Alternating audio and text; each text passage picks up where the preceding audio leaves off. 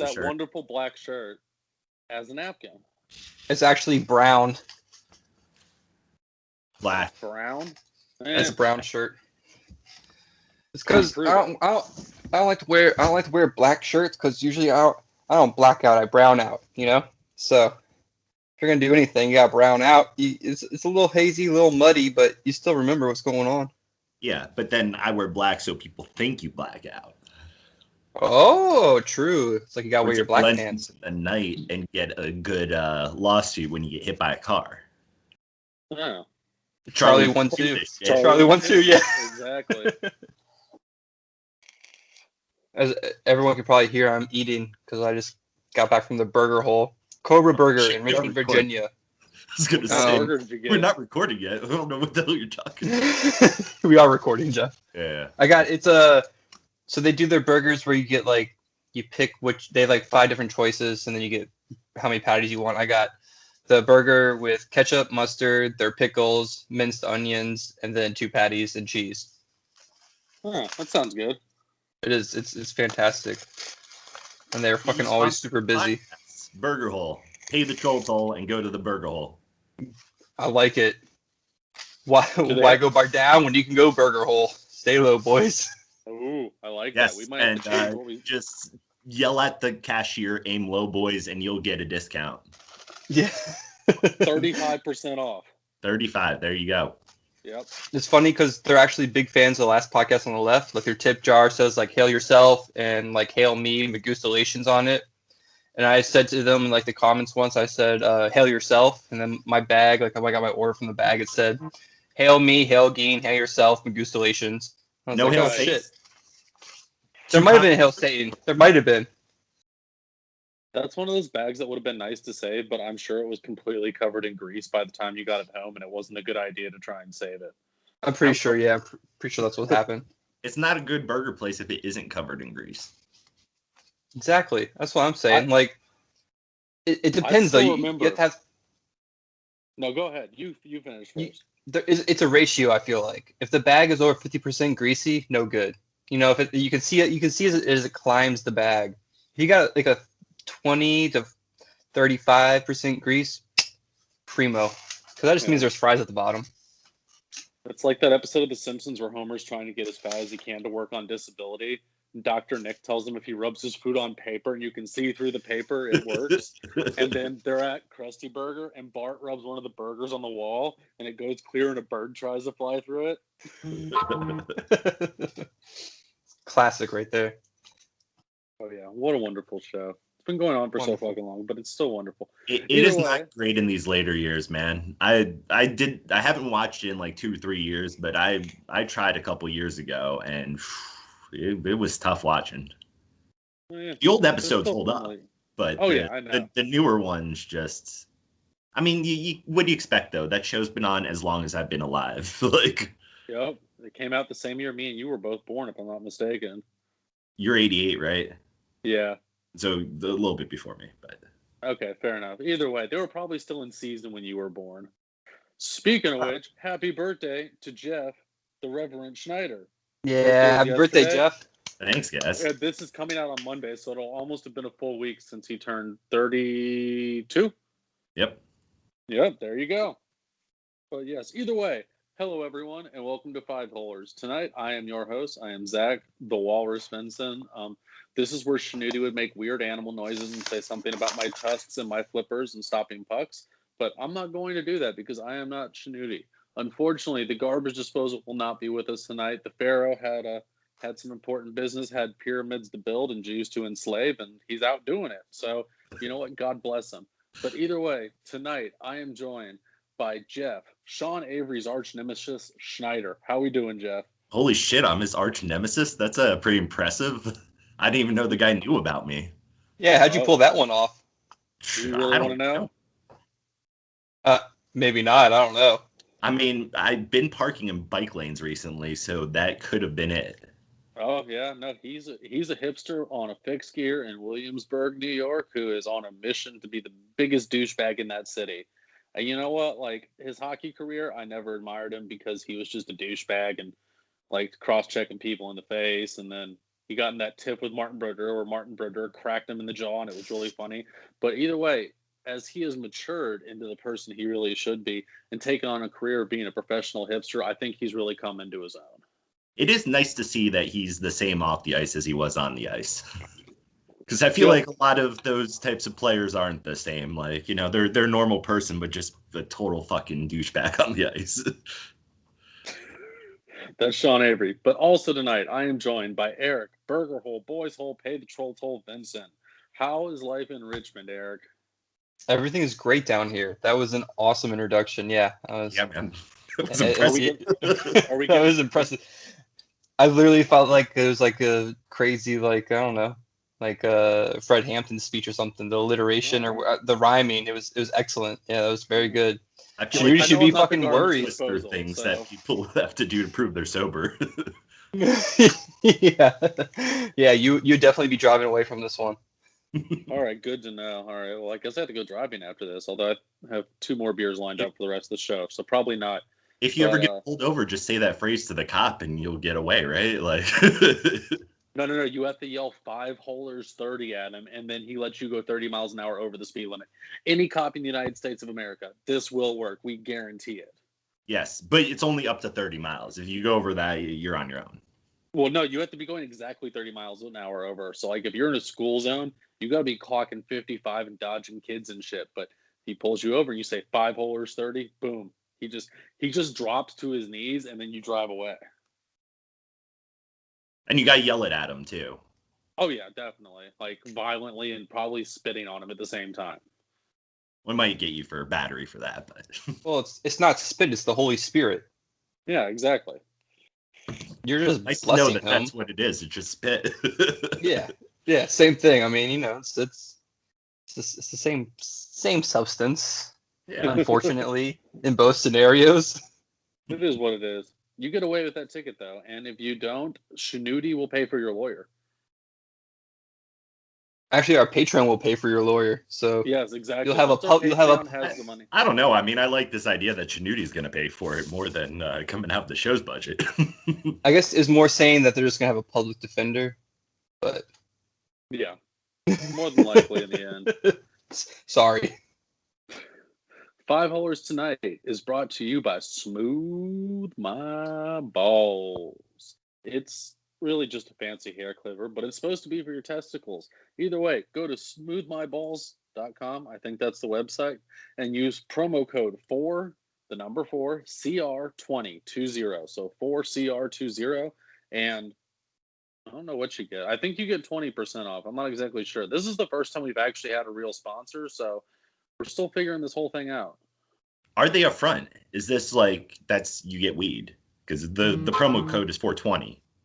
Maybe. Like, we can go with that. Yeah. If you order ball clippers from Smooth My Balls and use promo code 4CR20, you'll get a quarter with it as well. Guaranteed. If not, your money back. And this is the last episode we had them as our sponsor. That's a pretty good deal. Wonder what we get. We lose our sponsorship. That's what happens. That Shinudi worked so hard for. We should see how much of his hard work we can undo tonight. Using the Smooth My Balls, Smooth Baller, or whatever they call it. That is not why he is missing from this episode. Yeah. We cannot say yes or no. That is why he may or may not be missing this episode tonight. May not be in surgery, having his balls reattached. He had a few little clips there. It's like a weed whacker and a briar patch. Wasn't that what Manscaped's one's called? The weed whacker or something like that? I don't know. I'm honestly not up on the latest pubic hair grooming technology, so I just get the commercials like on YouTube and shit. I don't know what the hell I searched that I get these commercials. I think they just nailed your demographic as a man who has lots of hair. Yeah, that's probably true. They fucked up when they... You're a man, you don't want to use this soap or whatever commercials all the time. But at least that has the 5-second skip thing. Yeah, that is true. That does make sense. I don't know. So, boys, on to hockey. Happy Gilmore. Greatest slap shot in the history of the sport, no question. Greatest player in the history of the sport, time will tell. hockey has to end before we can declare him to be number one. But I'd like to say I watched this movie. I guess it was last week, maybe Friday, Saturday, something like that. And I tell you what, not only did Adam Sandler's performance hold up, but Carl Weathers, God rest his soul, his performance held up too. And he got his hand back. He did get his hand back in heaven. Yep, that's more of the story. If you're missing a hand, die and you'll get it back. Fall out of a window. That's how you become a lizard. You gotta die first. Yep. Or if you're just like Holden, born a lizard. I don't know what his parents did. You know, that movie is great, Happy Gilmore, but I feel like, you know, Adam Sandler, of course, great. Carl Weathers, great. You know, Shooter McGavin, wherever his idiot name is. He's just What's his real name? McGavin. Yeah, I think his name is Shooter McGavin forever. Legally is his name. Yeah, I would hope so. And if he didn't change it to that, then he's missing out. But I feel like the best performance in that, hands down, Kevin Nealon. Oh, When he plays the other golfer, and he's talking about the energy, you gotta harness it, block it. And he's like, it's so great. His whole role in that, it's probably like 5 minutes or something, is amazing. Not and even. he goes, it's got to be 90 seconds of screen time. he's like, psycho. Just, oh man, Kevin Nealon, one of his best performances, I say. And the mom from Modern Family was in it, and she was a fucking smoke show in that too. Oh yeah. She's the I love didn't it. realize those were the same person until now. Yeah. Thank you, Jeff. Oh, yeah. They look, or she looks completely different in both of them. She looks the same in both of No, them. she looks the same, but she looks different. I know what you're saying. Yeah. Yeah, I don't know. Who do you guys think would win in a fight? Bob Barker or Bob Probert? Shit. I mean, what year are we doing this in? Because Bob Barker's gonna lose to wind now. Like, good gust. They're both at their prime. Okay, Bob Probert. I mean, it didn't really matter, I guess. I don't know. I think Bob Barker's got that one in the bag. I don't know. I think I have to go with Probert as well. I feel like he gets one good hit on him and just Bob Barker crumbles. Bob Barker versus someone his size he has a chance against, not against Bob Probert. What I'm Man seeing had is the weight and the reach and everything on him and fought. I think Bob Probert throws a hook and Bob Barker ducks it back like that and just fires a fucking uppercut to Bob Probert's head, and it's he's pushing daisies at that point in time. I think even if Bob Barker went and sucker punched Bob Probert, like I don't know if you guys have seen this clip of at the Padres. I don't know if it's a home or away game in baseball. This Padres fan just like starts walking down to this other row and just like one punches this guy out. They're like, welcome back to normalcy. Like, this invites in the stands. We haven't had this in over a year. People have been cooped up. This is what's gonna happen. I hope they both have masks on. Bob Barker loses the fight. Yeah. Fair enough. I think he does All lose. right. I want to jump in here, actually. Jeff, happy birthday again. 32, right? Yeah. Yeah, so we're going to go through a little player, the best 32s in NHL here. And we're going to start with what they say is the runner-up. 32. I think I'd agree with as the runner-up as well. Or we'll do third best, actually, here. We got Steve Thomas. He was... he played for Toronto, Chicago, New York back in the starting out in 84. Played for the Devils, Toronto, up until 2014, where he finished with Detroit. Wait, he played from 84 till 2014? Yeah, that's impressive. 30 years? 2004. My mistake. 2004. Oh. Yeah, Damn, finished in 20 years. 2004 with Detroit. It's still good. He still had over 1,200 games. Yeah. Let's see. For goals, he had 421 goals the day after. He had, for assists, he had 512. Let's see. What was his? He was plus 20. That's good, right? That's points. That's about 0.75 points a game. That's impressive for someone who played for 20 fucking years. And he had 1,306 penalty minutes. There we go. The important stat. Exactly. Yep. So Speaking of penalty minutes, on to the next one. Yeah, we're gonna do 1 through 3. I'll have the other two later on throughout the podcast. But that was Steve Thomas, number 32, mostly played for Toronto, Chicago. Can you name an active number 32 in the NHL right now? No. I mean, I'm sure you could Google it, but look it off the top.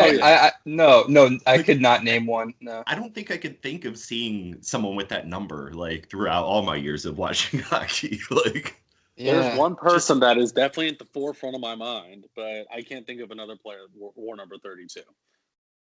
There's one person that because I was looking up the famous 32s I could think of, and it made sense when I saw his name, but that was probably the only one.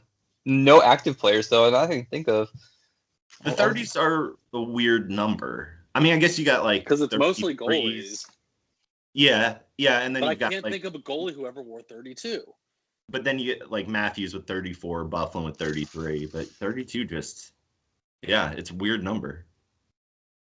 Well, whatever. It is what it is. Yes. All right. So moving on to our first news story of the night.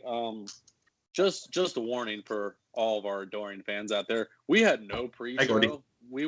Hey, Gordy. Hey, Gordy. We were on the phone for about 30 seconds, and I hit record, so they don't even know what stories we're going over necessarily. All right, here's a good one. So the Seattle Kraken have signed their first player, Luke Hinman, out of the QMJHL. And the only note I have under the story is whoever the fuck that is. So how do we feel about the Kraken signing their first player? He's going to suck. The team's going to suck. Did the Q even play this year? I know they had so many issues with COVID. They kept getting pushed back, but I don't remember if they even had a season. I don't think they did. I don't think any juniors really had a season this year. The WHL did. Okay, yeah. Western hockey, but Okay. Well, good for that. I mean, he's going to be the answer to a trivia question at some point, so. Oh, yeah, definitely. Yeah, I mean, good for him. Yeah. They're not going to, if they're thinking they're coming into this like the Vegas Knights, then fucking they're sadly mistaken. If he is smart, he picks a jersey number real quick. So all the people who are going to be Kraken fans buy this guy's jersey. Ooh, that's a smart point. Yeah. They got to get those jerseys on the market like now. Oh, I mean, I'm sure like they've released or have they? No, they're going to do you can't buy them. Vegas did it at the draft. So it's, at that point, then you have a whole roster to choose from. So, this guy is kind of screwed. He could have stood to make I don't know how much money you make off of jerseys as a player, but. Only when you're a known player, though. I mean, maybe because Seattle just hometown fans are like, I want a jersey, so I'm just going to get this player a jersey. But if he never plays and gets traded all of a sudden, then, like, that sucks. And it's not like the Vegas Knights where they signed Fleury right away. Like, Fleury was one of the first people they grabbed, and, like, holy shit, it's a big name. So. They'll have a big name. They'll have a big name, but and that guy's name is he's gonna dominate jersey sales. It's like when Winnipeg became a team. I mean, they already had a team before, but like Bufflin's jersey was the one that everyone had. Just like everyone knew Bufflin before though too. Yeah. Right. Yeah, but you knew Kaner and like stuff before, but yeah. I don't know. As Eric pointed out earlier today, so we're gonna see a whole shitload of Kuznetsov Seattle Kraken jerseys. Yeah, I wonder if he'll pick up 93, 92. Do they protect Oshie though? Because I mean, he's from Washington. Between Oshie and Kuznetsov, we protect one of them, I think. And I think at this point in time, you're 100% not protecting Kuznetsov. It's if you have someone else that you're gonna protect over Oshie. I don't think so. Like everything that I had plotted out in my brain as far as who we were going to protect, it left one between Kuznetsov and Vrana. It left one of them exposed. And now that Vrana's gone, I think that. I don't know if we protect Mantha or not. That's the question. But either way, I think that I think we protect Oshie, and then we protect Mantha if we can. But I think if they put Mantha and Kuznetsov both up there, Seattle will take Kuznetsov just because they need a first line center, obviously, and then he'll probably be one of the better ones who's available. And I mean, after you guys healthy scratched him those last couple games, there's no doubt that the guy's going to be left unprotected. Oh, we're gonna get into Kuznetsov later. I think between the two, though, I think they would take Kuznetsov over Oshie. It's just like Oshie would draw in a bunch of fans being from the home state type of thing. Definitely fans too, though. But that home state, like Vegas went big on someone from Vegas. I think they got at some point. So people like that bullshit story. I don't know. I think as much as taking Oshie would be a draw for them, they have so much momentum built already. They're not going to need to draw fans in the first few years. They're not going to need to be drawing fans before Oshie retires, if you ask me. But if they can pull Kuznetsov and then either offload him for some assets in 2 years, or if they can actually turn him into their first line center, maybe he just needs to fucking change the scenery. Then I think they go with Kuznetsov, but we'll see what happens. And with Kuzi being younger, that would be my thought on taking him over someone like Oshie, where I think you get more years out of him in theory if he wants to stick around, if he plays well, stuff like that. Yeah, I don't know. And from the Caps point of view too, Oshie's cheaper. Oshie is on a shorter contract, and Oshie's probably more willing to take a home team discount to stay in DC after his contract's up too. I mean, he already took a pretty reasonable contract when he re-signed before the Cup run. So yeah, I don't know when his contract's up. I think he might have 2 years left. But either way, his next contract will probably be during this flat cap we have because of fucking COVID. So I could see him taking another discount, especially because he's got kids and a wife, and they're in fucking school and shit. And he's not going to want to uproot his whole family either. So yeah, but if he's in North Virginia, they don't have good schools there. No, they're terrible. We are all products of the Northern Virginia school system. Hey, the more I talk to people outside of Northern Virginia school districts, I'm like, oh my god, maybe we are blessed to be going to school in that area. I don't know, man. They were so dumb that they kept building the same model of the school every year, and the school would overcrowd within 3 years. It's like you think you want to make a bigger one. That's just a product or a fault of the Northern Virginia area. That's just yeah. I mean, with fastest growing county for several years in a row in the U.S., but I mean, it's terrible. Worst teachers. All right, on to our next subject here. Jeff, are you ready to receive your birthday present from me? Sure. Yeah. All right, I'm going to tell you about something that I'm assuming you'll do in the next 12 months, but you definitely want to do before you die. So don't ask me how I ended up on this Wikipedia page. But so in Western Canada, it's a thing where for charity, for the local hockey program, on Saturdays, a pub or a bar, whatever, hosts a happy hour where they play bingo and beer's cheap. So you go, you play bingo, you buy bingo cards, the beer's cheap, and whoever wins the game of bingo gets a fucking roast to take home with them. Yeah, that sounds pretty awesome. I don't know. I think I don't know if it's going to be open in the next 12 months, but I appreciate a practical gift. Yeah. That like you're not getting something stupid where you're just like, well, I'm just going to re-gift this or just let it sit here until I take it to a thrift store or something. No. A roast, you're eating it. That's a practical gift. And you got to play some bingo. Good food too, opposed to, you win some cauliflower or something that sucks. Boo, yeah. Broccoli, boo. I mean, broccoli is just Gatorade and cauliflower. Yeah. Well, it is what it is. I don't know. We should host a 5-holer sponsored meat draw. I don't know. I think Shanuti will probably buy all the bingo cards, though. I think we should do a 5-holers bingo extravaganza. Get Rob Carlin, get the other podcast, the lady and the guy, the other podcast we had, Caitlin and Keith. Yep. The Canadian guy. Yeah, Miz. We get Miz on there. And of course, the one and only Gordy Shower will be there. Gordy, I was gonna say, yeah, Gordy can be there in his Pornhub. Gordy's actually gonna call the bingo. Yeah, he's gonna have he's gonna have a little microphone, the little tiny microphone. It's gonna look like he'll set it up. Bob Barker, I guess. Yeah. It'll be at Gordy's house. No, but he'll set up the microphone and stuff. That's what the audio shit does for work. I'm thinking that I'm just gonna hit Gordy up some point in November when we can actually do this and be like, yo, dude, let's get together. And then we'll get this all organized and get a dozen people, and he'll think I'm just coming to his house, and then we'll all show up and force him to do this. I like it. I think that works perfectly. We might even so down, yeah. The Iceberg may even show up too. Gotta have everyone who was a part of this podcast at some point, and I mean, it may come at the beginning of this. yeah, may come floating in. That'd be sweet. That's the way he's gonna arrive, floating in. Well, he's an iceberg, so I mean, makes sense. Is Gordy going to be responsible for buying and making the roast? That's the real question. Well, I mean, that's between you and him. If he thinks it's just you coming over. Oh, No. 5-holers rum ham meat draw. Yeah, see, I mean, Ooh. that's the thing. We got to do something. We do. Yeah, rum ham. Let's get Shinudi to get his friend from Chima to bring us some Chima. Oh, There you go. now there's an idea. Because he is in the lore of 5-holers now. So Yeah. And I mean, he doesn't have to cook the meat. He just has to provide it. yeah, that doesn't matter. Yeah. Just, We'll give him slowly. Every once in a while, take some meat off of the truck. We'll throw it in the freezer.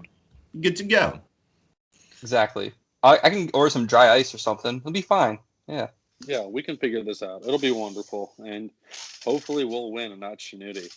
If you want to hear about the plans, The fans. if you want to hear about the plans, the deep secrets, and everything else, follow our Patreon, give us some money, and we'll tell you how we're going to pull off this heist for free meat.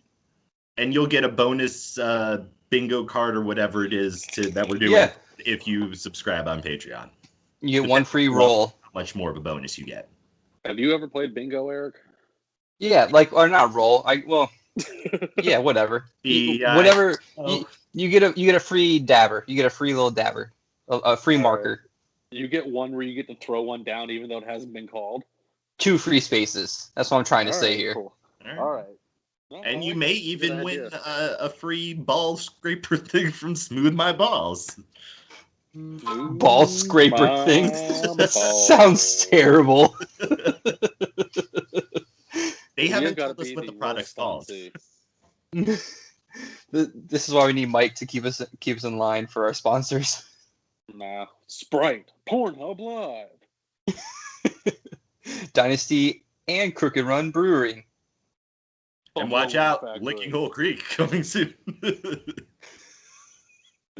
From Goochland, Virginia. Oh yeah. Hey, if you're from Goochland, you better name your brewery Licking Hole. Good Lord. What a state, right? All right, let's move on to our next story here. Because I still have like 7 of them left, but we're obviously not going to do all of them. That attitude. Do we want to talk about what happened with the Blackhawks earlier this week? What happened with them? All right. So a player who formerly played for the Chicago Blackhawks, who we are not going to speculate on who it is, said that during their 2010 Stanley Cup run, he was sexually assaulted by the video coach, whose name I don't have on hand right now. But either way, apparently the video coach put on some porn and started beating it in front of this player.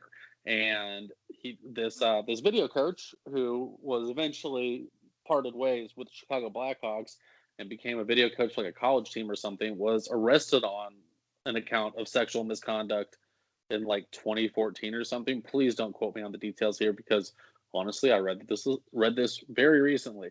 But either way, so this came out, yeah, it's going to be interesting to see what happens with them. Whether the player who made the accusation speaks up, says something publicly, and then what the Blackhawks' reaction is. I mean, they did win the cup that year, so I'm going to toss it to Eric. What do you think of this story? It's pretty crazy to come out. I'm checking it right now. I feel like the allegations were in 2010 for the Blackhawks player, who I am going to speculate on who it might be, and I don't know if Andrew Shaw played for them at the time. Yes, he did. But I'm going to speculate that it could be him because he just retired, and it would just be interesting. Yeah, so the Aldrich is the coach, or the video coach or whoever it was. In 2013, he was convicted of 4th-degree criminal sexual conduct involving a student at Michigan. So it'll be interesting. I know the Blackhawks said like we have no idea what happened here. Like we don't. There's no allegations brought against this person. They totally denied it.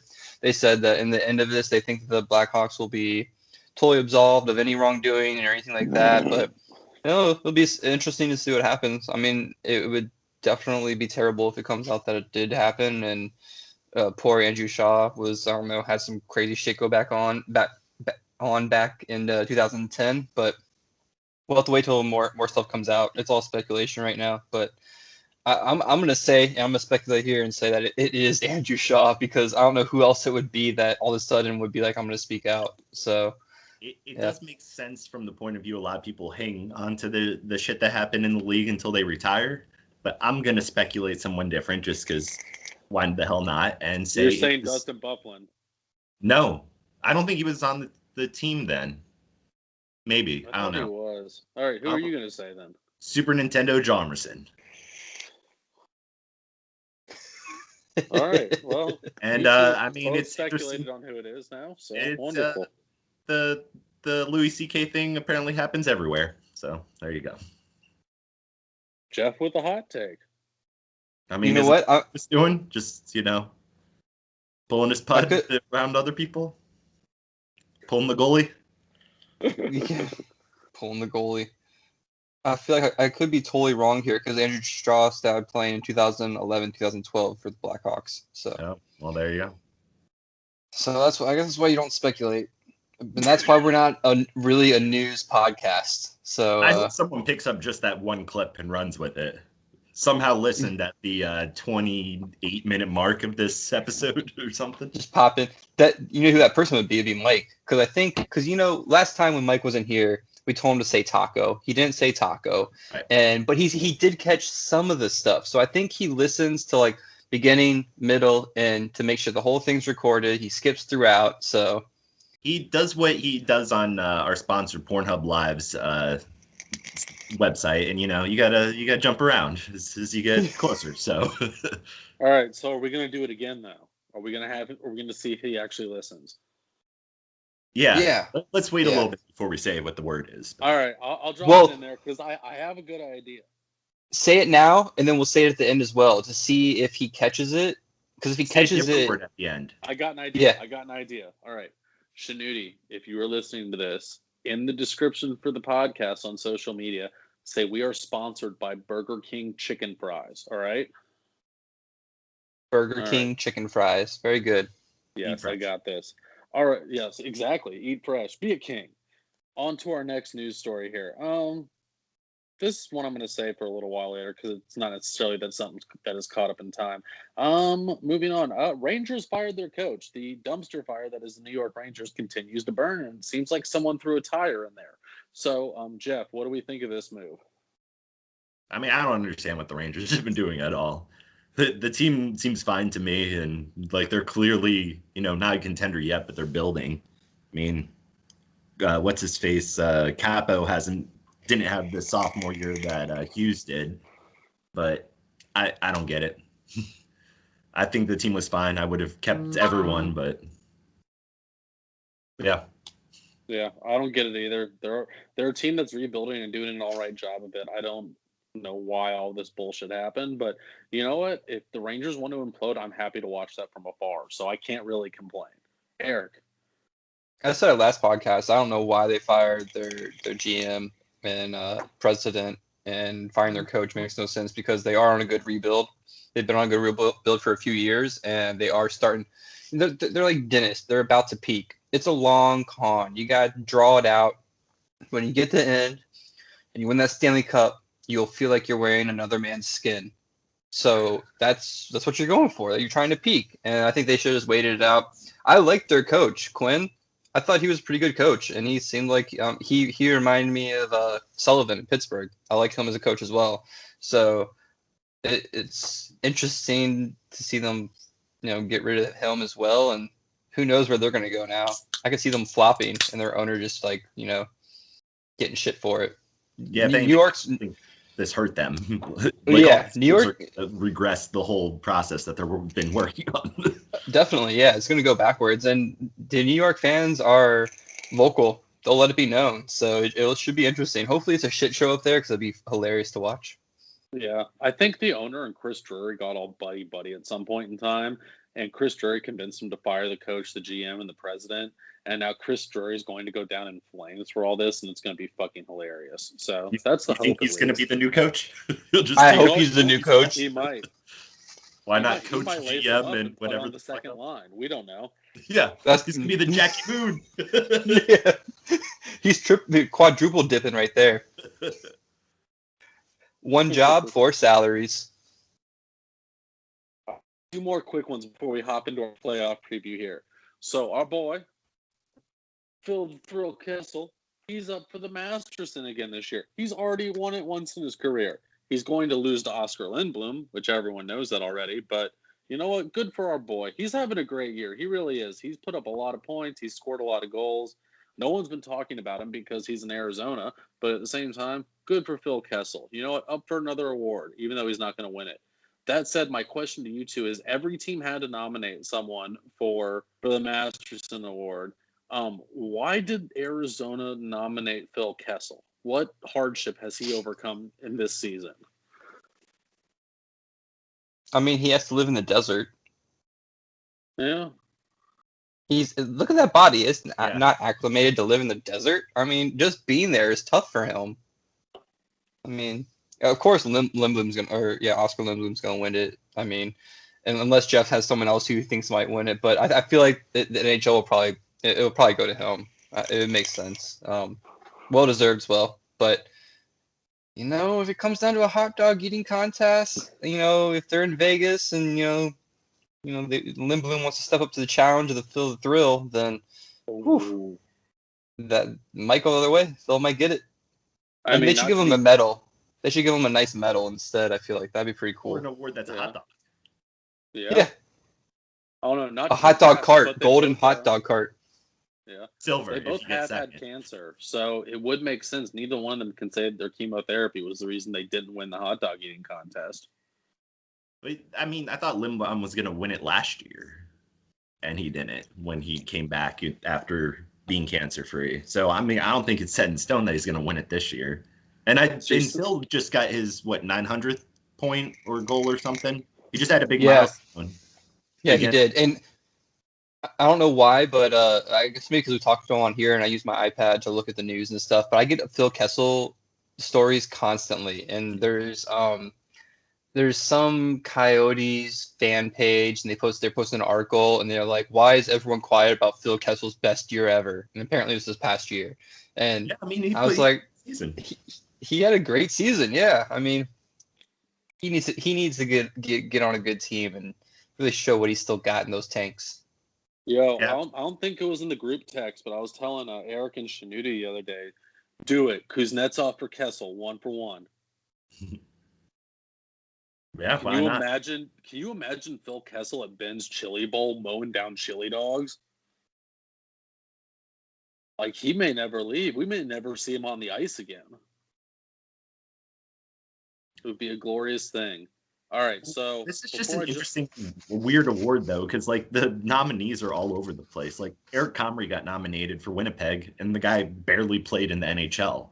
He set one of their franchise records for the Moose in the AHL, but it's just weird how they come up with these nominees. And DeBrusk had some issues with domestic violence against women, and then he got nominated for it, and people in Pittsburgh aren't happy that he got the nod. So it's just, this has always been a weird trophy to me. And I think it's cool that every team gets a nomination, but I think they could do a better job with saying what all leads to these nominations.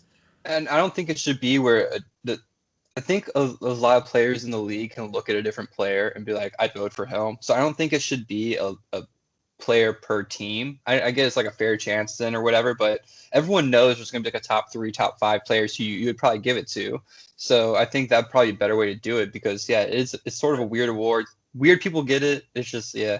Unless they did something for the nominees for the team, but by the time they announce these, there's a couple games left in the season, and it's nothing like in football they only do it for the winner of the Walter Payton, but that's the only equivalent thing I can think of is and they have a patch for the winner, but hockey doesn't do anything like that. So I don't know. Yeah. The NHL is weird about awards. All right, before I jump into our next story, Shanuti, if you are listening, say we are sponsored by the Arby's Big Montana roast beef sandwich in the description of the episode. And also, we're going to go with the number 2 of number 32. All right, let's hear it. We're going to go with number 2 of number 32. So, Shanuti, if you hear this, type in Claude Lemieux. Oh, shit. Yeah, he was number 32. Yeah, Montreal for a long time, Devils for a while, Colorado, so on and so forth. He finished up with the Sharks in 2008, 2009. It's interesting he played that long, but he didn't play many games in that season. He only played 18 games, so definitely tapered off. 1,215 games played, 379 goals, 407 assists, and for PIMS, we're going to be at 1,777. Nice. More than one penalty minute per game. Good for him. Yeah. He got into it in those early years and in the Devils years. He can't Definitely. take down the king of the 32s, though. So you'll see. I feel like that they're all penalty guys, though. Yeah. you There's a could little say bit of a that trend about here. number one. It is making me think that maybe 32 is the number to go with for the future. Yeah, it's a good one, actually. Yeah, Zach's right, though. The number one person, we'll save for later, though. He takes the cake for penalty minutes. All right, so last story here, and there was another one. I'm going to save it though because I actually want to get into the subject when Shanuti's here. But so ESPN has hired Ryan Callahan as an analyst. I don't know who else they've hired, but apparently they've hired a bunch of fucking people to cover hockey for them. So as a Washington Capitals fan, Ryan Callahan can go fuck himself, plain and simple. But what do you guys think of this? How's this ESPN picking off a bunch of talent of people who retired recently? He recently retired from Tampa, correct? Yes. I didn't realize that they said what his job was. Like the last thing I saw like a couple hours ago was that he has a job with them, but they didn't release what it was. So I could have sworn I saw it was analyst somewhere, but that might be wrong. And you know what? I'm not even going to bother looking it up because I am sure of the statement I made. Okay. I got no opinion. I don't know anything about him, so I didn't even know he was. I know he was hired. I know they hired Mulberry, right? Yes, they did hire Milbury. Well, and then Milbury's been there. So no, ESPN didn't have hockey though. No, Milbury got hired by ESPN though. Yeah, no, right. Milbury used to do the not the Olympics. I don't know. Milbury's covered hockey for ESPN in the past. Is what I'm trying to say here. I remember hockey being on ESPN. Yeah. Yeah. No. Well. Anyways, they had some international tournament. I don't remember what it was. It may have been the IHF. We did get either way. He's covered hockey for them recently. The guys who called the the Washington Rangers game with all the fights, they both got hired by either TNT or ESPN. I don't remember which one to be announcers. Maybe I'm thinking of TNT. It was hired him because it was the same. Yeah, it was Milbury and the guys who called for NBC, who call all the national games. Basically, they're going over to TNT as well. Yeah. Yeah, which sucks because they sucked. Yeah, they suck. Yeah. Callahan would be. I like getting these old players in the studio though, especially like these just recently retired players. It's pretty Patrick cool. Sharp and Kevin Weeds and all that. Yeah. It's better than having these older dudes who played in like a totally different era of hockey. So, and just talking out their ass, basically. That being said, I don't like what's his name? The guy from Vancouver who's on TSN all the time now. Is it Bieksa or something like that? I don't know. Maybe. Oh yeah. Yeah. He was defending Tom Wilson when they were talking about. He's on a podcast, isn't he? Bieksa, or maybe not. I don't know. He's not on this podcast, that's for sure.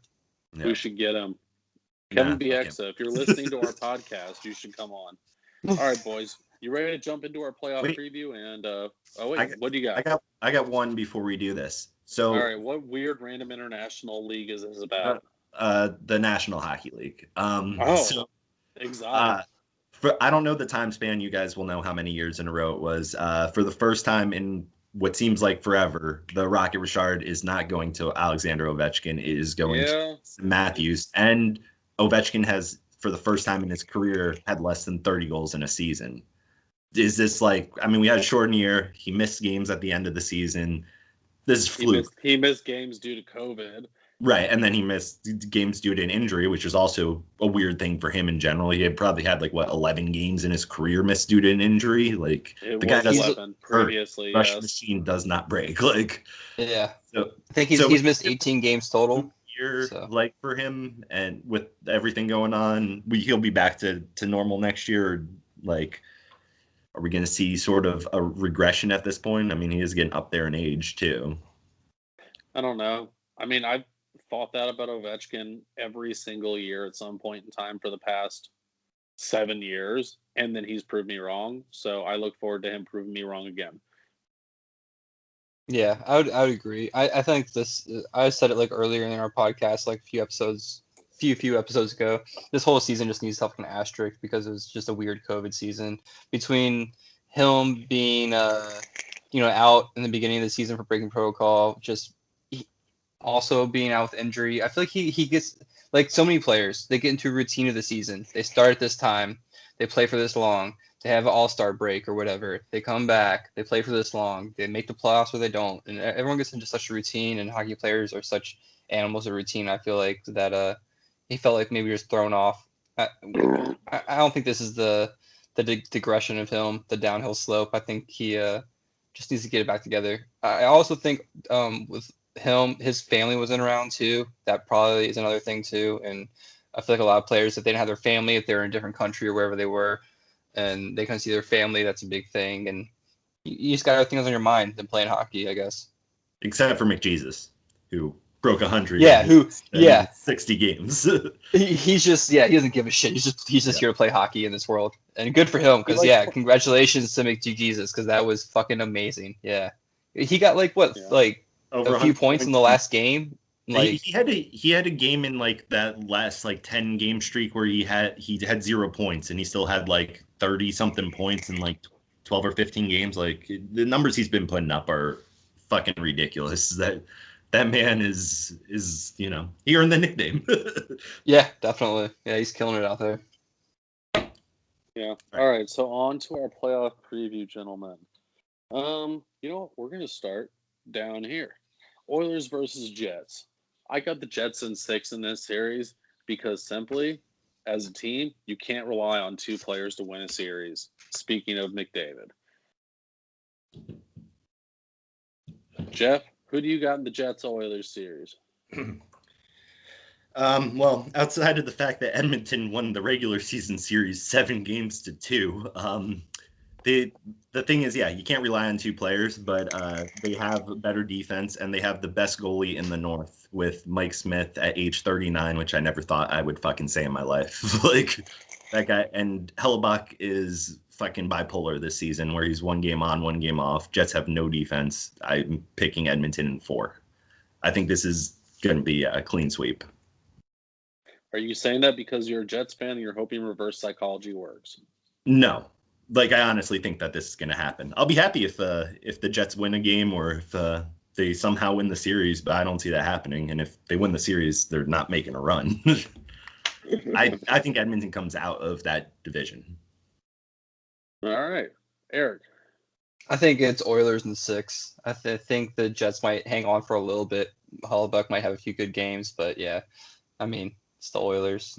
You keep, like you both have said, you can't just rely on a few people, but when that one person is fucking McDavid, you can sort of rely on him a little bit. So where did Draisaitl finish? He was number 2 in points. Exactly. Yeah.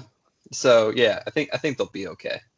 He has the most points of any German-born NHL player, and he's been in the league for not even 7 years or something like that. I think it's 6, but yeah. Yeah.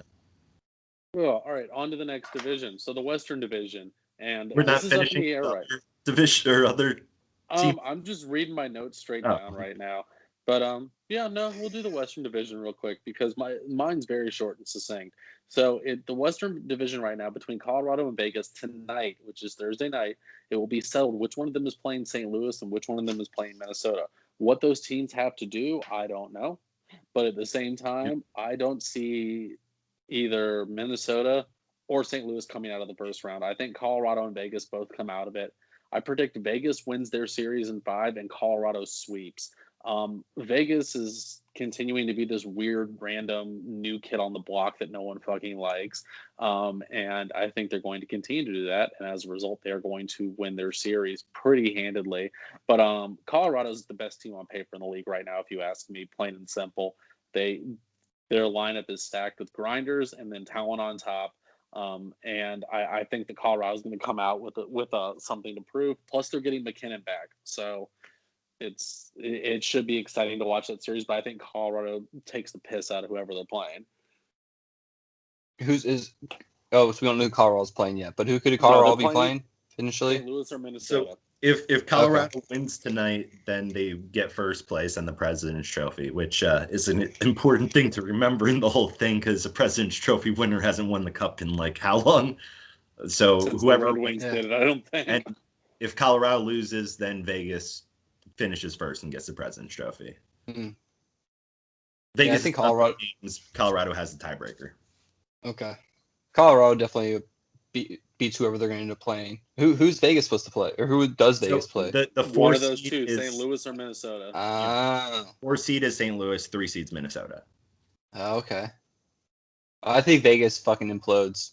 I don't think that. I think they win 2 games and then the other team steamrolls them and beats them in 4. And then Colorado is definitely going to win. They're a great team. I feel like they're the ones that's going to come out of the West. Yeah, I think if Vegas has to play Minnesota, I think Minnesota beats them. If Vegas plays I don't see St. Louis winning. So I think it does kind of matter on the seeding with this. I agree with you guys. Colorado's going to win and probably come out of that division. So, I mean, I guess it's all moot who they end up playing because we all have Colorado coming out. But I think Minnesota can get out of the first round if they play Vegas. All right, there we go. All right, on to the other Canadian series. So this is Leafs versus the Canadiens. And I have the Canadiens in 6, and these are the reasons I have the Canadiens in 6. It would be fucking funny. Toronto is great at losing playoff series. Toronto still feels like a collection of superstars who aren't a team, similar to the Bruce Boudreau Washington Capitals. The Canadiens have done more. What? Or any Bruce Boudreau team. He gets you to the playoffs exactly. and you lose in the first round every year if you're his team. Hey, you know what? His commentary is invaluable on NBC Sports Washington. I'll say that. He's drunk like 95% of the time. But all right, that's all, folks. Yeah, exactly. My last 2 points here, though. The Canadiens have done more than expected with less than they expected to have. And I think they're gelling well right now. I think they are poised to go deep, honestly. And last but not least, Carey Price. That's all I have to say on the subject. Is he going to be healthy? He's supposed to be playing, if I'm not mistaken, yes. Okay. I have honestly no clue if he's playing or not. I'm pretty sure he is. I'm not completely sure, but I don't know. Who's their backup? They still have Tokarski? Isn't it Allen from St. Louis? You're right. Yeah. I don't know. Either way, if Carey Price is playing, I think he has one for the record books as far as Carey Price is concerned. But with that, I will throw it to Eric. What do you think of this series? I think it would be hilarious if the Leafs won 7. And then they get to the second round and the Oilers steamroll them. Just a nice, good old sweep. McDavid has like 30 points or something in 4 games. It'd be great. It'd be cool to see the Leafs win it, though. But, it'll be tough for them. But I say Leafs in 7. I think it'll be good fought series. Carey Price will stay on his head a little bit. Matthews might do something. Maybe not. I don't know. That really depends on if they win it or not. Matthews will continue to have the best mustache in the league, obviously. I don't think it's the best, man. The thing's like a Yeah. I think George Peros suspends Matthews for that mustache at some point in time. Definitely get a sexual harassment, something going on there. The guy does look like a sexual predator with that stuff. Yeah, it's very bad. Yeah, I don't know. Someone needs to be his true friend and tell him he needs to shave that thing. Yeah, you think Bieber would talk to him about it. I'm with you that it's going 7. I honestly have no fucking clue which way this is going because the Leafs haven't gotten out of the first round in 15 years. I mean, I really want it to be Montreal. I mean, they've been clicking. Suzuki has been fucking on fire to end this season. I mean, he did have his point streak snapped by Toronto in the second to last game for them. And then Caulfield has come out of nowhere, and he's just been, the king of overtimes in his short stint there with them. But I kind of feel like I'm gonna go Toronto in 7. That's what you did, Eric. Toronto in 7. Yeah. Then I'll go Montreal in 7 and say that Nice. they pull it off. But I still see Edmonton coming out of this, and the woes continue for Toronto. Yeah. And fun fact: every time these two teams have played in the playoffs, the winner has gone on to win the Stanley Cup. Interesting. Same thing to be said about every time Edmonton has played the Jets in the playoffs, they won the Stanley Cup. I mean, you can find facts to fit whatever you need. So, basically, congratulations, Canada. You have a Stanley Cup. Yeah, generally. Jeff is our minister of propaganda, actually. All right, on to our next series here. So, let's go with the Hurricanes versus the Predators. We already know where Jeff's going with this, but I have the Canes in 5. I think the Predators, they just snuck in. They don't look like a team who can do much, and the Canes are having one of their best seasons on record, as they're saying in Raleigh. And Rod, we trust. So I think that I think the Canes have a good series. And on that note, I will say Hamilton is a goddamn mascot. He's a defenseman. That's great. No, that's true. That's a fact right there. Yeah, no, I can't argue with that one. That's why you're our minister of propaganda. Jeff, why don't you gush about the Hurricanes for 60 seconds really quick? All right, no, I'll take them in 4. They'll sweep this one. The only 2 losses they had to Nashville were the last 2 games of the season where they didn't care. And the Canes' social media is probably one of the best in the league. So I'm gonna jump on the Kane train too. I mean, I have to say them in 5. So, yeah. Are you going to start beating up limo drivers? I am not. You're on the Kane train. That's taxi drivers, right? Yeah, I think it's more. Yeah. He's not at that level anymore. Yeah, now he classes it up. Yeah, he's got to class it up a little bit. So I'm going to warn you guys, the last 3 series that we have are the ones that I actually did some reading on, so they're going to take a little bit longer. But either way, our next series, the Battle of fucking Florida. Tampa Bay Lightning are playing the Florida Panthers for the first time in the playoffs. I think there's a couple concerns here. First, the Lightning have been very injured this season. They're getting players back. Stammer and Kucherov are both going to be back, but they haven't been playing with them. I mean, Kucherov hasn't played this season, if I'm not mistaken, right? Yeah, he hasn't. Yeah, and Stamkos has been out for at least a dozen games. So my question is, will they be able to gel in time and get it together? I mean, they're a high-octane, high-powered team. They're very front-heavy and very goaltender-heavy. It's a matter of whether their defense can keep up with Florida. Sergei Bobrovsky, who is currently in net for Florida, he has the tendency to show up randomly when it seems like it matters, but then fade away when it actually matters. So him standing on his head for the first round against an offensive juggernaut would not be completely out of character. On that note, too, Vajilev, the Russian dude, the goaltender. Yep, that one. Vaz. I just have him written down as Vaz. He could stand on his head too. This could be a goaltender battle for the ages, especially since both teams have a lot of shooters going on. I think special teams are going to be kind of a deal breaker here, just because they can both. I mean, Florida's not as good as Tampa Bay. Don't get me wrong. Tampa Bay is definitely the more loaded team, but Florida has this tendency to come together and play really good hockey, and they do have some people who are very, very capable. So I think whoever has the man advantage the most is potentially going to be the winner here. Staying out of the box is going to be very fucking important in this series. And as far as the Panthers are concerned, I expect Barkov has an amazing series. Bennett's been playing well too, and Huberdeau's had a great season. So either way, it's going to be a good series. And as I said, I'm taking the Panthers in 7 here. I want to see this upset. You know, they're the Lightning. Panthers are the 2 seed. Oh, okay. Well, I don't know. In my mind, Tampa Bay is supposed to be like head and shoulders above everyone else. So in my brain, it will be an upset. All right, Jeff, what do you think of this series? I mean, to me, this is the series to watch. I watched the game on Saturday because it determined my fantasy hockey championship game, and I won it thanks to the number 1 cop, Sergei Bobrovsky. You're on the case, Bobrovsky. I think Florida's going to win the series in 6.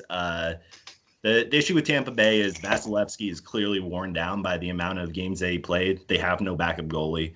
McElhinney is god-awful, while Florida's been, I mean, they've tested out Spencer Knight. I think he's 5-0. He has had a good start into his career. I don't really see them leaning on him too much, though.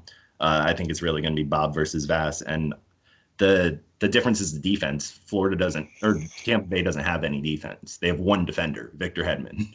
And after that, there's a huge drop-off. And then, like you said, with Stammer and with Kucherov coming back, yeah, they're great players, but Stamkos came back last year in the Stanley Cup and played one game. Like, I don't know if these guys are even going to stick around for that long. And the game I watched, they were beating the shit out of each other. There was over like a third of both teams had misconducts in the game. There was over 30 penalties. I don't think that Tampa Bay has the physicality to keep up with them. And I honestly think that whoever comes out of this is just going to be so beaten up that Carolina is going to be able to steamroll them in the next round. This is going to be an awesome series, but yeah, I think Florida pulls it off, and they have a good team that's going to be good for a while. I think these three teams with Carolina, Florida, and Tampa are going to be like real contenders for the next couple of years, the way they've been building. All right. Unlike you guys, I didn't read, watch, or look at anything about this series. So I'm going to go the opposite and say that Tampa Bay sweeps the Panthers and Tampa Bay in 4. That's a balls. Nice. That's a hot take right there. That's a hot take. Yeah, I say Tampa Bay comes out, they jump on them quick, they get a few goals, they sit back and play D, they block shots, they get beat up, they look like crap, and then like Jeff said, Carolina comes and rolls right on top of them next round. I think, with Stamkos and Kucherov coming back, it's not going to work out either. Like, they're not going to gel. They haven't been playing the system. They've been playing with the teams really, so it's going to be hard for them to just sort of step in. But I think they'll step in enough where they'll be able to get some goals, generate some offense, sit back, get beat up, win, but have Carolina take it in the end. And I think Kuch is going to do better than Stammer in of those coming back. I just feel like Stamkos' best years are behind him at this point, and Kucherov is the future of that franchise.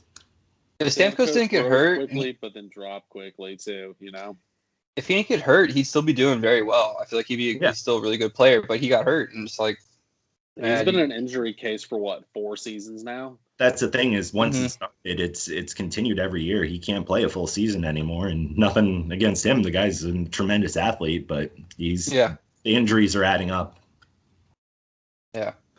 Oh, all right. On to our next series. We have 2 left. So next, Islanders versus the Penguins, and I have the Penguins in 6 for this. The Penguins won the season series pretty handedly. The Islanders are still young. Not sure they really have their feet under them for a playoff series. I mean, and Trotz is not good at managing young players. What? Isn't this the team that was in the conference finals last year? I'm just going off of what I've seen from them this season. I think compared to a mature Penguins team that has done this time and time again, so many players aren't there anymore for the Penguins. This is practically the same Islanders team from a year ago. And I don't know. I don't know. We can argue about this as much as we want to, but I think the Penguins have the upper hand when it comes to experience, especially just their. Let me get through my points here. All right. So Jeff Carter for the Penguins, he could be a difference maker. He's won 2 Stanley Cups now, if I'm not mistaken. He's 38 or 39 years old, but at the same time, he does have the experience, and he is in a group of veterans that know what they're doing in the playoffs. I think Palmieri and Zajac aren't going to do diddly fucking squat for the Islanders. I still don't know why they made that trade. I don't think either one of them was worth bringing in for a playoff run. Although, all that said, Varlamov could go into fucking beast mode and just destroy the Penguins. That's a very realistic possibility. He's a goaltender who's very hot, very cold, and he's been playing okay this season, but he likes playing under pressure, so I could see him doing well. And last but not least, if the Penguins win, this leaves the Caps playing the Penguins in the second round, which seems like an inevitability at this point. All right, Jeff. I don't know. I'm gonna jump in for Jeff because I think Jeff's got he's gonna back me up on this one. I don't know what you're talking about. I think the Islanders are gonna beat the Penguins. I think the Islanders are gonna win it in 7. It's gonna take a little bit of grinding, but has Malkin even back yet? Has Malkin been playing or not yet? I think he came back. Did he come back this whole year? Yeah, he's been out the whole year. And I don't know. I just feel like the Pittsburgh doesn't have it together. With Trotz and the Islanders, they're going to squeak by, win it in 7. And then the Caps Islanders will be great because they'll be Barry Trotz and versus the Caps again, and there'll be a whole thing. And I mean, either way, the NHL wins because If the Caps win, the NHL wins because then they have their no, but the NHL wants the Caps to play the Penguins or the Islanders. I feel like because the Bruins wants the Caps to win the Stanley Cup. I think Bettman does too. I don't think he wants them to win the Stanley Cup. I think he wants them to get close because there's ratings. Because the Star, I mean, he wants a rematch. Boston wins. Caps and the Golden Knights. And the Golden Knights there's ratings. Boston's more of a hockey city than Washington. I mean, the only thing with DC, you got a bunch of. I think a lot of the bandwagon fans are slowly falling off since. I guess Boston has. Boston's got a whole region with New England there that follows them. No one wants Boston to win, though. There isn't a person on the planet who actually wants Boston to win. If you're arguing from a ratings point of view, more people in the New England area watch hockey than in the DC area. Yeah, and I always forget that Pasternak is on the Bruins. I don't know why I always forget that, but yeah, I mean, they do have superstars, so yeah, I mean, I guess either way. The two troublemakers there with who's the most hated person in the league now, Tom Wilson, Brad Marchand. They both have their player like that. They both got a goal scorer with. Yeah, I guess either way, the NHL wins, but I think Islanders beat Pittsburgh in the end. I mean, I've been thinking the Islanders were going to win in the first round for a while. I kind of had them winning the East, the Mass Mutual East at one point. The Pittsburgh's looked a lot better recently than they were, not that long ago. And I think their big thing is Yari has been playing out of his mind. And I think this team goes as far as he can take them. But I'm with you, Eric. I think this is going 6 or 7 games, and I don't think that he can maintain that longevity. I think if Pittsburgh's to win the series, they win it in 4 or 5 games. If it goes 6 or 7, it's going to the Islanders. And I mean, I think the Islanders have more depth on their team. They get better play from their bigger stars. Pageau's been playing well. Barzal's been playing well. Palmieri, like you said, has been hit and miss. Zajak's never been like a big point getter. He's a decent face-off guy. He's old as dirt. But got to cheer for my North Dakota boys there. But of course. But yeah, I don't know. I think I'm gonna go with the Islanders are gonna take this in 6, and they have the experience over the Penguins, and the Penguins are missing Malkin's not Malkin. Crosby's still doing Crosby shit, but they don't have that number 2 guy. No, Robin's not there, Batman. You mean to tell me that Pittsburgh's going to ride a hot goalie into the ground and then probably trade him or let him go in the offseason? That's a good move. I don't know when his contract's up, but so maybe he'll have another year or 2 in Pittsburgh, and then they'll trade him for the AHL guy who has a couple good games while Yari gets hurt again. Shanuti, if you are listening, say we are sponsored by the McDonald's McDouble. I hope he gets all of these. It's just one long ass fucking description that just sponsored. I do too. I hope he listens. Either way, on to our last series here. So I saved the Cap series for last because honestly, it's not the one I had the most notes about. I had the most notes about the Lightning and the Panthers. But either way, Caps versus Bruins, and I'm taking the Caps in 7 here. And Jeff, you can pretend you're jacking off while you want. I don't care. But so there's a few areas of concern here. First, the Washington Capitals having players out. Carlson is back skating. Excuse me, gentlemen. And Ovechkin's back already. We are still missing Oshie, he's skating again. We're hoping he'll be healthy for Saturday.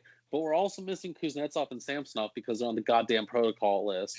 And we could do a whole episode on why I'm pissed off at Kuznetsov right now. But either way, those are some key pieces for the Caps that they're missing. So it's going to be interesting to see what that does. As far as other players making an impact, it's going to be interesting to see how this goes for Chara, just because he was the captain in Boston for 14 years. In his first year out of Boston, he's playing them in the first round of the playoffs. Honestly, he's kind of kept things in check between the two teams this year. Like, I thought blood was going to boil over, and then Chara went out and stood between the benches and just scowled at the Bruins, and it stopped. So it'll be interesting to see how heated this series gets. I think that both teams understand that this is the first round, and that having a really heated series in the first round is not good for your long-term playoff success. So I'm hoping they kind of keep their heads cool. But at the same time, Jeff was also talking about Marchand and Wilson. there's shit stirrers on both teams, so it's going to be interesting to see how heated this gets. Taylor Hall, he is he's having a girl. I mean, he's only been there for a dozen games, but he has been playing very well in Boston. He's been fitting in well. He's in a little bit of a reduced role. I mean, not reduced compared to what he was doing in Buffalo, but reduced compared to like where Taylor Hall should be playing in a lineup, I guess you could say. Buffalo is like this weird twilight zone. Either way, he's doing well right now. It'll be interesting to see how he comes online during the playoffs. But at the same time, does that mean he's found a home in Boston? No, he's still going to fucking Ottawa in the offseason, if you ask me. And then the last thing that I'd like to point out here is Rask has always scared me as an opponent. He has this ability to turn it on and just fucking blank teams for extended periods of time. And then some people may neglect this, the casual fan might. But the backup goaltender for the Boston Bruins is Yaroslav fucking Halak, who is... Happy birthday. The 13th is his birthday. Oh, thanks, Pierre. So either way, he is known... It's like Bill's hockey for I saw him down in a tunnel one time, and... Either way, Halak could be their secret weapon against the Capitals, honestly. If Rask isn't playing well, Halak has proven that he can come in and make 52 saves on the Washington Capitals and win a game. And then when it comes to goaltending, you also have to look at it from the other point of view, which is Braden Holtby was a fucking Bruin killer. Like he had a whole season, 4 games, he blanked them. Like Holtby always stood on his head against Boston, and we don't have him anymore. And we're going to be dealing with Vanacek, and it looks like fucking Craig Anderson for at least the first few games is our backup. So, really? And Vanacek's been really hit or miss this season. He's been very hot, very cold, even inside the course of a single game. He's given up some really shitty goals and then made some amazing saves. So I'm not sure if the level of maturity is there for Vanacek yet. I would be much happier if Braden Holtby was still on the team and in goal. But I think that those are going to be kind of the determining factors. It's going to be what superstars show up, what lineups are on the ice, and then what happens with the goaltending situation, who decides to step up. Eric. Okay. Right, yeah. Well, I'm going to say I want the Caps to win. Of course, I'm a Caps fan. I want the Caps to win, but I feel like either like I said, it's going to come down to goalies playing great and superstars showing up, and then if superstars won't show up, it's totally going to depend on defense. I feel like and goalies. So either way, it's going to go to 7, no matter who wins it, Caps or Boston. I want the Caps to win, of course, but it could really go either way. Caps have had a lot of problems lately with injuries and everything, and Boston really hasn't. They sat all their guys. They sat 16 guys last game they played the Caps for their final game of the season, and the 16 players that they sat were all great players. I mean, that's a whole team right there, basically. So it'll be interesting to see what happens. I want the Caps to win, of course, but we'll see in 7. So. Okay. I mean, both of these goalies, I mean, Tuukka is a shell of what he used to be. This is his last year. He's retiring at the end of the season. I don't know if he's officially announced it, but Boston said that they won't have him back. And I mean, last time... He still scares the shit out of me, though. He might have one last run at him. That's what I'm saying. Last time that they had their superstar goalie end his career with Tim Thomas, they won the fucking cup. So, I mean... I don't know. Boston is an interesting team. This was the matchup I was hoping for Washington because I think Boston can match them in their physicality. The injuries are huge for Washington too, and I do think this is going to be a physical series, even though the East tends to be a lot less physical than the West in general. But looking at the defense, I mean, Washington's defense. You guys were saying Carlson isn't playing as well as he used to be playing. And obviously he's not as good as last year. Last year he was... No, he just regressed back to where he normally is. Okay. But, I mean, yeah, I don't think... Between the Vanacek and Tuukka, I mean, I'd rather have Tuukka, obviously, but I do feel like it's almost for a namesake with that. I think Halak almost is more the saving grace for the Bruins. You look at the way he played even last year in the playoffs when Tuukka decided to leave the bubble. He got them out of the first round there. I think I mean, I'm picking Boston to win this in 6. I think it's going to be a good series, and it's going to really be a fucking shootout. I honestly think that this may be the highest scoring series out of the total ones, just because you look. The reason I think that, like you were talking about Hall being used in a different situation, is because of how deep this team is now. They have a solid top 6 there that can just fucking light up goalies. And if you said Ovechkin's going to be there, we all know he can fucking score. I mean, he's the best goal scorer of this generation. And then, I mean, if Oshie's back too, that's a huge get for them. But I could see Boston, taking out some Caps players, and you guys are already a little beat up. And yeah, so that's why I'm going with Boston in this one. And I guess I have Boston and the Islanders meaning. But before we wrap this up, you brought up Holtby, and the interesting thing is Holtby is still playing right now, and this is fucking weird to me that there are regular season meaningless games going on while the playoffs are starting, even to the point they pushed the Canadian division back a little bit. They're starting after everyone else has played, but they still made it so that they'd wrap up if they go 7. It's only 2 days after if every other series went 7, so they can still fix everything in the second round. But there's even a game on the day they start. They have, I think, 4 games during the playoffs that are teams that are eliminated or some reason playing, and it's just fucking weird to me. I don't get why, at this point, they just say, all right, guys, we're going to cut these games out. I mean, Calgary just shut down another player. I have a simple answer for that. Why? Simple answer. If the players don't play in those games, they don't get paid. The NHLPA probably insisted they would play every game, so they got every cent they earned this year on their contracts. Okay. At least that makes sense. I had no clue why the fuck they're still playing. I'll be honest. I just came up with that, pulled it out of my ass, but I think that might be the case. Yeah, that makes sense. And I get they're going to try to say for the seeding for the draft and everything that this could affect the order, but it's not going to affect the top picks. No. So, yeah, so fucking weird. Saturday will be the first time in NHL history there will be a playoff game and a regular season game, which is, it's very weird. And it goes through bizarre, yeah. When Winnipeg's playing and fucking Vancouver's playing in a meaningless game. And I do think they should stagger the time so you still can watch this game go on. I mean, I guess if you really love hockey, you get 3 or 4 extra games in here to watch. That's true. All right, Eric, number 132 of all time. Take us away. Number 132 of all time before we get out of here, boys. This player played 1,470 games. They had 323 goals, 697 assists. I want Jeff to guess here, too. The penalty minutes here, 3,565 penalty minutes. Did this player play while we were alive watching hockey? Oh, yes. Okay, so yes, they start his number. He captained a team while we were alive watching hockey. He retired when we were probably freshmen in high school. First season was 80 to 81. Last season was 98 to 99.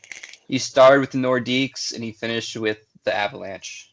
Okay, because this changed it because I don't remember his number, but I was thinking Ty Domi for a second, and I do remember he had a 2 in his number. Close. I think Ty Domi was I think he was 3 because he was a single number. Oh, I thought he was double digit. But I have no clue what number Ty Domi was, and I could have seen that being. That's a very good guess, but he was 20. Ty Domi was 28, but the person I'm talking about. All right. It's a top number 32. And he retired on what team? Colorado. Colorado. And if I'll give you a good guess here. Most of his career is played for the Caps. Was he a captain for the Caps then? I think an assistant. Yeah, Dale Hunter. Yeah.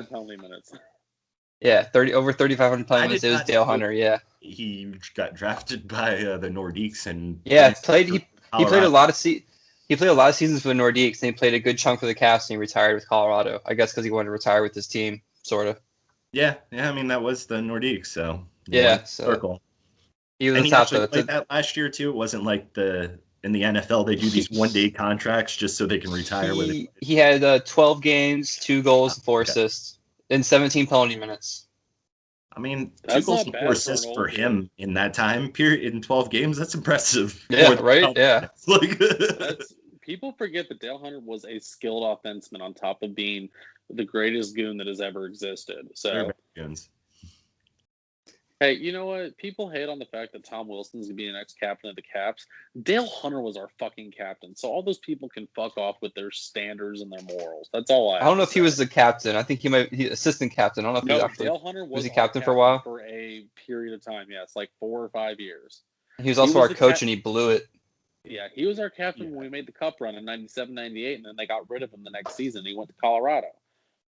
I don't know. I wasn't Either really way, following hockey during that time, I don't think. it happens. Well, so boys, it's been great tonight. I am your host, Zach, the Walrus Benson. I have Eric, the Red Falcon Benson, with me, and Jeff, the Reverend Schneider, with me as well. And I would like to say, Shanuti, if you're listening, blooming onion. Blooming or that's a good blooming? one. Either way, I don't know. You can say both, whatever. Just include onion. That's all that matters. All right, so that's 4 fast food. Three. Oh, fast no, food that items was and one. sit-down restaurant Just item. gonna listen to this part. No, I'm just, okay, fine. All right, either way, I'm not going to do all the shout-outs to other podcasts just because I don't know all of them. That's Shanuti's job. I will say, get yourself a ball trimmer. Smooth ball. my balls. The number Back out. 4, CR20, will get you 20% off your Yeah. order. If you see a cop and he pulls you over, say 5 holers 30 and then Yell. step on the gas. Don't even think about it. Just scream it at him and then jam on the gas and get the fuck out of there. If you keep going fast, he can't catch you. Like, that's what you really need to be thinking about here. But either way, why go bar down when you can hit the 5 hole? Aim low. Eat fresh. Smooth my balls.